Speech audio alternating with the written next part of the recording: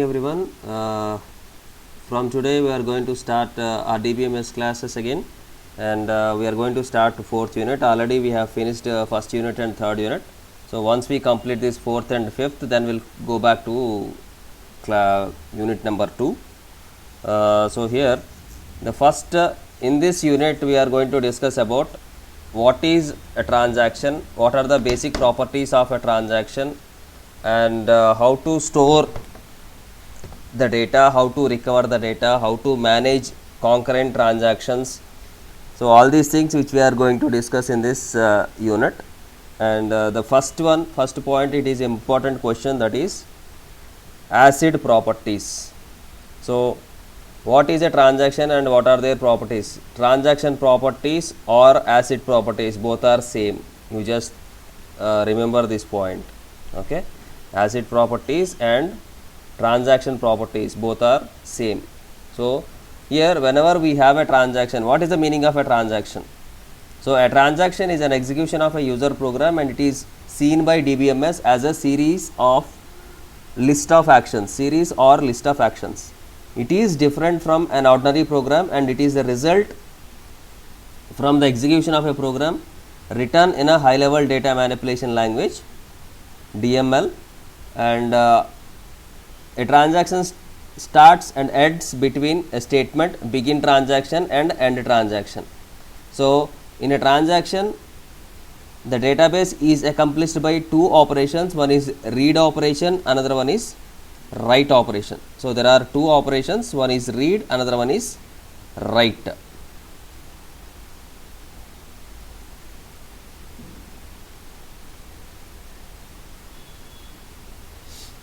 Okay.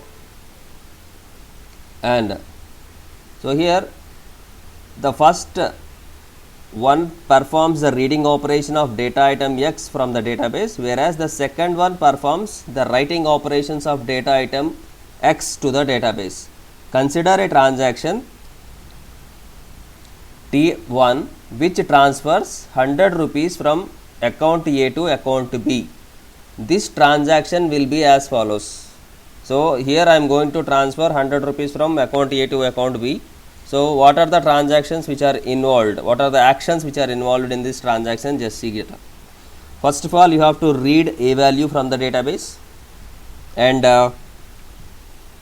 you have to deduct that 100 rupees from the database, and again you have to write the updated A value to the database. So this is about A. These are the three operations you have to perform for A. Next, immediately you have to read B, and you have to add that 100 to B, and again you have to write the updated B value to B. So the transaction, it includes transferring 100 rupees from account A to account B. The actions involved in this transaction are reading operations and writing operations. There are only two operations, read and write. Okay, so we need to access that exact value what you have in the database. You have to read that value, and whatever the operations you want to perform on it, you can perform it. That is nothing but write operations. And then finally you have to write that updated value to the database. Read and write, these are the only two operations which are going to be performed in a transaction. So whenever we are performing any transaction, that transaction should follow the following properties. Okay, so what are the properties? They are the properties that transaction should process in order to avoid failures. So first one is atomicity. Atomicity ensures that the transaction should either be executed completely or not at all. This is because incomplete execution of a transaction results in negative consequences. Consider the example of a transaction involving crediting and debiting an account. So if the transaction state must be success or failure, any one, but it shouldn't be in transition, in transaction, it is under process, atla undakodu. It shouldn't be like that. So atomicity ensures that the transaction should either be executed completely or not at all. So always it should be in either in starting state or it is in success state. Okay, apart from these two, it shouldn't be in any other states. I'll tell you an example. Here Pavani had 500 in her account and Vasavi has 200 in her account. Now, Pavani transfers an amount 50 to Vasavi. This is the transaction. Pavani want to transfer 50 to Vasavi. A transaction debits the amount from Pavani's account, but before it could be credited to Vasavi, if there is a failure in transaction, that 50 rupees has deducted from Pavani account, but they didn't add it to Vasavi account. So, if I compare these actions, what happened? There is an ambiguity, like Pavani account has deducted with 50 rupees, so the account balance will be 450, and the amount isn't added to Vasavi, that's why the account remains 200 as well. So, this 50 rupees didn't added to that Vasavi account, but 50 rupees are deducted from that Pavani account. So, the transaction isn't completed. So, in these cases, we have data loss. Okay, simply you can also observe, if you want to send money to your friend, okay, money will be deducted from your account, but that amount will be added to your friend's account. So, the amount will be in that middleware. So, it is under process. So, the database administrator has to take care of these kind of transactions. So, what he has to do, because the amount is deducted from Pavani's account, but it is not added to Vasavi account. So, this leaves the data in inconsistent state. Okay. So, if there is a failure during the transaction execution, then measures should be taken by transaction management component to get the data in a form which were prior to the transaction failure. So, database management ఏం చేయాలి అంటే either completely దాన్ని success అయినా చేయాలి, it has to take care whether the transaction should be succeeded, or you have to revoke the transaction, you have to cancel the transaction and the amount should be get it back. So, in some cases you will get a message like your transaction has been abandoned. If the amount is deducted from your account, it will be deposited into your account within 2 days like. Okay, have you seen these kind of messages from bank transactions? Yes, sir. So, Yes, sir. this will happen whenever we perform any transaction. If we face any problem, either that should be in the starting state or that should be in completed state, but it shouldn't be in the middle. So, that is the first property of atomicity. You have to maintain the consistency. Okay. So, that the second point will tell you the same topic. Consistent. So, a data in the database must always be in a consistent state. A transaction that is carried on a consistent data should bring the data to another consistent state after execution. However, transaction need to maintain consistency at intermediate stages. So, we will see an example, then we will come to know. For example, consider a transaction, it involves a transfer of amount, just like previous example. If amount is debited from account A and credited to account B, after the transaction, the sum of A plus B should be the same it was before the transaction. Have you got the point? The sum of the transactions, it should be same even before and after. For example, let us just take a previous example. Pavani is having 50 rupees and Vasavi is having 200. Now, what is the sum of these two transactions, 500 and 200? That is 700. Clear? Once I perform the transaction, 50 rupees should be deducted from Pavani account and that 50 should be added to the Vasavi account. So, this will become 450 and it will become 250. So, then what is the sum of these two transactions after the two amounts after the transaction? Again same 700. So, the sum of A plus B should be same as before the transaction and after the completion of the transaction. So, this is considered as data consistency, that accurate data we must have in the database. Have you understood these 2 points, atomicity and consistency? Yes, sir. Yeah. Then we will go with 2 more options. They are isolation and durability. So, all transactions must run in isolation from one another. This is, every transaction should be kept unaware of their transactions and execute independently. Nowadays we are listening this word isolation. What is the meaning of isolation word? Sir, they are staying in a safe ward, no? Hmm? Some like a person staying in a room without going outside Hmm. by taking care Yeah, yeah. with medicines. Yes, yes, yes. So, what is the meaning in terms of database?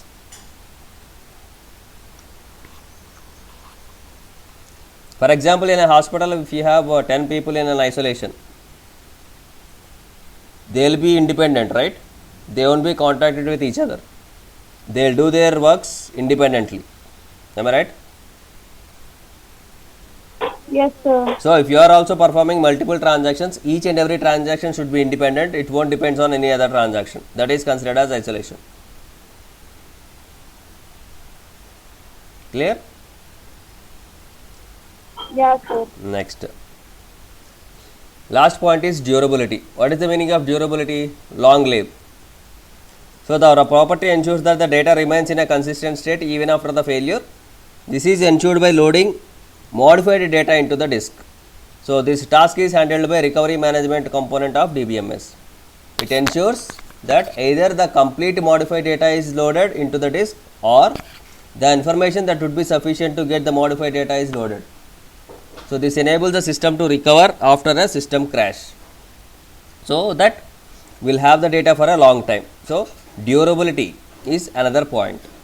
So, in asset properties, first we have atomicity, consistency, isolation and durability. These are the points what we have to consider when we are performing any transaction. Every transaction should have these properties. Clear?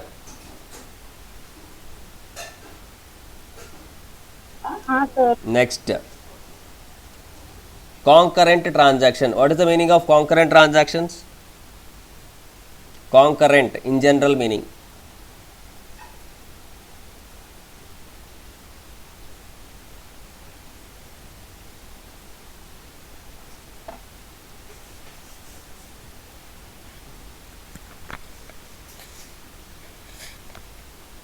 What is the meaning of concurrent? Sir, Performing several multiple users operations will- simultaneously, parallelly. Yes, sir. Okay. So, in transaction processing system, multiple transactions can be executed concurrently. Concurrent execution of transaction in database similar to the multi-programming approach performed by an operating system. So, while listening to music, you can type whatever you want to. Okay. In the background, you can listen the songs. You can chat with your friends. Or you can send an email and you can attach any document.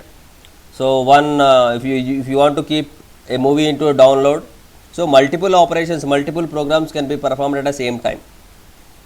So, in the same way, as per the database, multiple transactions can be performed in the same time.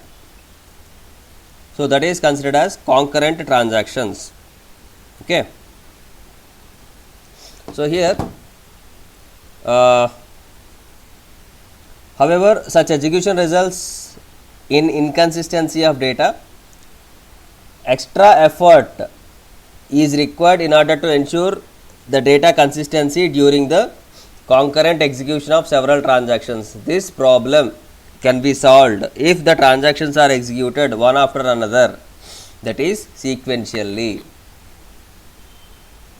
The issue of inconsistency can be solved by database systems by controlling the communication done between concurrently executed transactions. This can be done by empowering different mechanisms. These mechanisms, despite of requiring extra efforts, the concurrent execution of transactions are useful as they increase the efficiency throughout the system and they decrease the response time and average time. So, first we will see how they will increase the efficiency. A transaction may contain either input output activity or CPU activity. Both of these activities can be performed parallelly since CPU and disk performs their functions independently.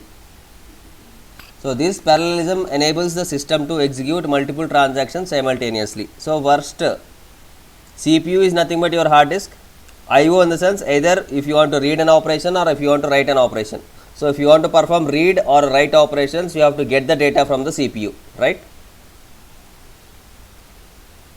So CPU and disk operations can be performed parallelly. They can be performed in parallelly, and these two are independent of each other. Input operations will concentrate on what is the input we have to get and what is the output we have to receive, and this disk operations in the sense accessing the information from the internal RAM and storing it back to the RAM or the database.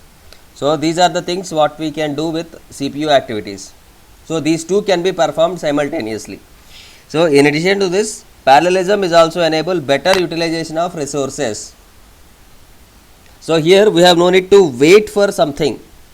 For example, if you are performing input and output operations, you have no need to wait for your CPU time. So they will perform their operations, CPU will perform CPU operations. So we can save the time when we are going with concurrent execution. So that's going to be explained in this decrease in the response time and average time. Let's see. First we will discuss about this example, then we will go with the explanation. Let us consider an example of banking system consisting of two accounts, Sam account and John account, and set of transactions T1 and T2, which are responsible for transferring funds between these two accounts. Transaction T1 decreases Sam account by 200 and credit in John's account, and transaction T2 transfers 20% of balance from Sam account to John account. So first transaction enti decrements Sam account by 200. So first of all you have to read Sam account, decrement 200 and write back that Sam account. Okay. Next, transaction T2 transfer 20% of balance from Sam to John account. Okay. So here after this again you have to update John account, read John account, John equal to John plus 200 and write John. First of all you have read Sam account and you have deducted 200, and then you have read John account and you have added 200 to that account. So this is the transaction. After completion of the transaction we have this second transaction T2 is performing after completion of T1. It is nothing but sequential execution. Okay. So read, first it has read Sam account and it has deducted 20% from Sam account and it has returned to Sam. Again the same amount to be added to the John account. Okay. Now if the transactions are executed serially, then the final amount is Sam account is 640 and John account is 1860. After the execution the total amount is stored. Now if we perform first T2 చేసి తర్వాత T1 transaction, see here first T1 then T2, next scenario first T2 then T1, what will be the result? 600 and 1900. If I do the concurrent transaction simultaneously, the result is same as 640 and 1860, which is the first one, 640 and 1850, T1 to T2. But the time whatever we have for this concurrent transaction will be decreased. Why? Because here T2 has to wait until T1 completes the transactions. Am I right? So this much time. Yeah, sir. Hello? Hello, what happened? Nothing, sir. I'm saying yes. Okay. So here T2 transaction has to wait until T1 has completed the transaction and then T2 has to start, even it is T1 to T2 or T2 to T1. Okay, the time is wasted here, but here in this T1 concurrent transactions we have no need to wait for it, we can perform the operations simultaneously. Okay, so here waiting time is very less. That is the reason what he is saying we can achieve decrease the response time and average time. We can decrease the response times and average time, how much time it will take. Okay, so that's what he is saying in this transactions. Okay, now have you got what is concurrent transactions and what are the advantages of concurrent transaction? Do you have any doubts in this topic? Yes, sir. No, right? Yeah, good. Then we'll go with another topic, locking protocol. So we'll finish up this locking protocol today, and remaining we'll discuss it in the next class. What is granularity and all. So what is the basic meaning of locking protocol? Why we have to provide a lock on a transaction? What will happen if we didn't provide any lock?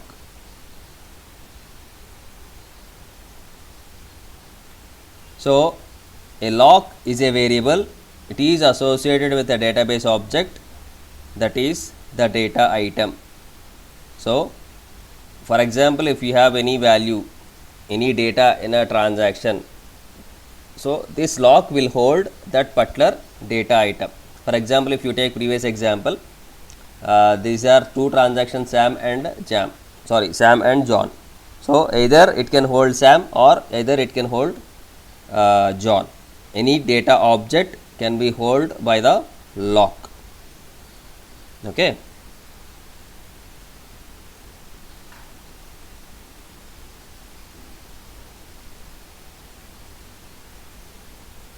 So here locking is a mechanism of manipulating the data value of a lock. Locks are used when multiple users want to access the database object concurrently. If multiple people want to access that SAM account, or multiple people want to access John account at the same time, then we can have a situation that is called deadlock. Everyone has to wait until they have to complete the transaction. They will wait until they have to complete the transactions. So that is the case where we found deadlock. So to avoid that deadlock situation, we have to go with these locks. So these locks are two types. One is binary lock and second one is shared or exclusive lock. So what is the meaning of binary lock? Binary locks are the locks that consist of two states, 1 and 0. They will represent locked state and unlocked state. Whenever the value is 1, we can say that is locked. Whenever the value is 0, we can say that is unlocked. So by seeing the states, we can decide whether we can take permission or we can take a lock on that particular object or not. By seeing the state, either it is 0 or 1. 1 unte, we can't take any lock on that particular item. If it is 0, we can take a lock on that particular item. Okay. So if the data item is in lock state, then it implies that it can't be accessed by any other request database operations. If the data item is in unlock state, then any database operation that have sent a request to access it, it can be accessed. So that is, whenever a transaction sends a request for accessing data item X, the database system must ensure whether X is unlocked state. If it is in unlocked state, then DBMS grants the lock to the required transaction. Otherwise, the transaction has to wait until the required data item is unlocked. Have you got this point? Binary locks. No, sir. See, if you want to perform any transaction or if you want to access any data object in the database, first of all you have to check whether it is free or not. Wait, I'll tell you a simple example. Whenever we enter into any shopping mall, okay, if you want to go for a trial for of your any dress, okay, obviously we'll go to the trial room. You have to wait until the trial room is vacated. Am I right? You have to wait. So there will have a board like it is open or closed. Open will indicate okay, the rest the room is vacated. Closed in the sense we can't go inside. So if you want to enter into that particular room or if you want to enter into any restaurant, So some restaurants will have opened and closed. By seeing that plate, by seeing that indications, will decide whether that restaurant can be accessed by us or not. Avuna? In the same way, here also, if you want to access any database table, first of all you have to decide whether that table is available for accessing or not. If that table is accessed by some other transaction, then it will be said it is locked, the state is 1. So if some other person has requested to access that particular table, it will check whether the table is available or not. If the table is not available, it has to wait until the table is available. Okay, that is binary lock. If you have applied any lock on the object, second request has to wait until the first request has completed the transaction on that particular object. Okay na? Okay, sir. Okay, sir. Yeah. The second one is exclusive lock. So a transaction that acquired an exclusive lock on data item P can execute both read as well write operations. So exclusive lock ఉన్నప్పుడు read operation perform చేయొచ్చు, write operation రెండు perform చేయొచ్చు. These locks support read and write integrity. Only a single transaction can update the data at a time. The intention of this lock is to provide exclusive use of data item to one transaction, that is, if a transaction TA holds an exclusive lock on data item, then no other transaction can read or update that data item until TA releases the lock. Okay, this intention of the lock is to provide exclusive use of data items to one transaction, that is, if a transaction TA holds an exclusive lock, if a lock is given to this transaction A on one item X, one item P, then no other transaction TB, TC, TD, any other transactions can't do anything on this object P. Why? Because P is an object which is already holds by transaction A, and transaction B or transaction C, if you have any other transactions, no other transaction can read or update the data item until transaction A release the lock on P. Okay na? Here you have a transaction and you have data item P. So already transaction A holds that exclusive lock on P. So if you have any other transactions like transaction B or transaction C, they can't perform any read operation or update operation on P.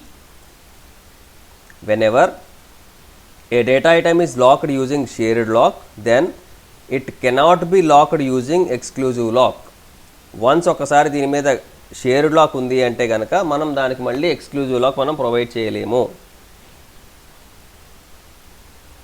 On other hand, if it is locked using exclusive lock, then it can't acquire either shared lock or other exclusive lock until the first exclusive lock is released. If it is locked using exclusive lock, ఒకవేళ దాని మీద exclusive lock ఉంటే, if it is exclusive lock,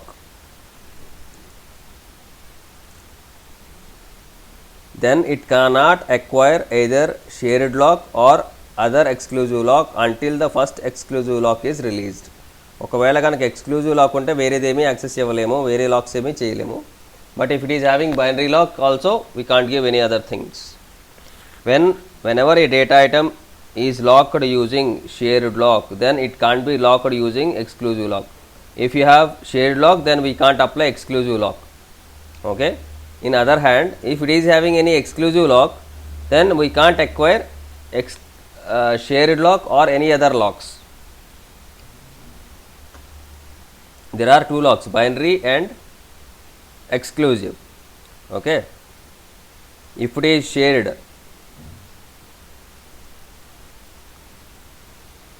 shared locks and exclusive locks. Okay. Before accessing any data item, a transaction must send a lock request to concurrency control manager. This lock request should specify that appropriate locking mode which is transaction want to acquire on the data item. When the lock manager receives the lock request, it checks whether the lock can be granted or not. If a data item is already locked in shared mode, then lock manager will grant the lock permission, but if the lock is in exclusive mode, permission is not granted.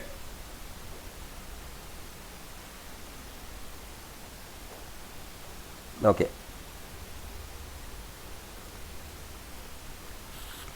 In such situation, the transaction that sends the lock request have to wait until the lock is released. So, here what he is saying is, before accessing any data item, a transaction must send a lock request to concurrency control manager. So, you have to send a request to concurrency control manager that I want to access, I want to lock, I want to get a lock on P. Okay. So, this lock request should specify the appropriate locking mode which the transaction want to acquire on the data item. So, what that control manager will do, it will check whether that item is already locked or not. Okay. So, here when the lock manager receives the lock request, it checks whether the lock can be granted or not. So, it will check whether we can give a lock on that particular item P to this transaction or not. If data item is in already locked in shared mode, if that data item is already locked in shared mode,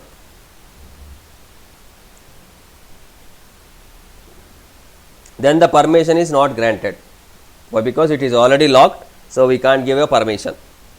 In such situation, the transaction that sends the lock request have to wait until it releases the lock. The following are the major problems caused by locks, even if they are used to prevent the serious data consistencies. So, what are they? Non-serializable transaction schedules may occur or deadlocks may occur. So, in this case deadlocks may occur. So, how to overcome the deadlocks and what is granularities, what are different types of locks, how many types of locks we can provide in a database. So, all these things we will discuss it in the next class. In today's class we have seen 3 points. One is ACID properties, second one is concurrent transactions, third one is types of locks, exclusive lock in the sense binary locks and shared or exclusive locks. So, these are the 3 points what we have discussed today. So, in the next class for regarding these 3 questions, I will send you 2 videos, YouTube links in the group. So, you just go through that videos, then you will have a good picture. So, why? Because I have explained with an example in those 2 videos what is concurrency control and what is all these things. So, go through with that videos and just if you have any doubts you can check it out. Okay. So, we will take a 10 minutes of break and we will come back for e-commerce class by 10 o'clock.